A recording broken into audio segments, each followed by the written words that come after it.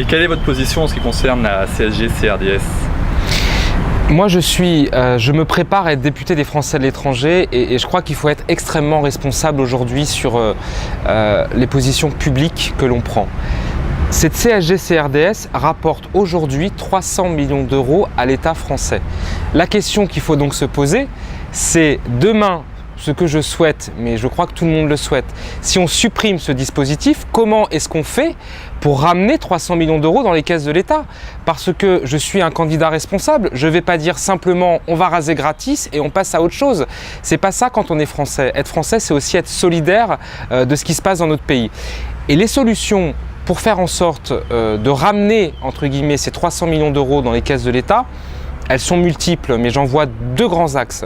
Le premier axe, c'est le cas ici à Singapour, c'est de faire en sorte que nos conventions fiscales, de manière bilatérale, c'est-à-dire entre la France et un autre pays, soient le plus affinées possible, de façon à ce qu'il n'y ait pas, je dirais, les mots sont peut-être un peu forts, mais c'est ma pensée, ce sentiment punitif que quand on est français de l'étranger, on doit sans arrêt plus payer que des Français qui sont dans l'Hexagone.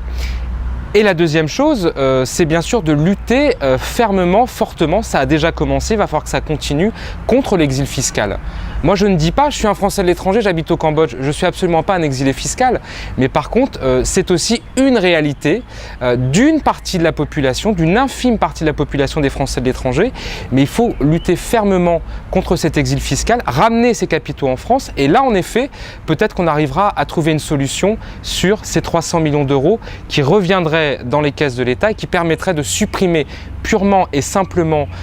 cet abattement sur la CSG-CRDS et surtout qui permettrait de rétablir une mesure d'égalité parce que les Français qui sont dans l'Union européenne aujourd'hui n'ont plus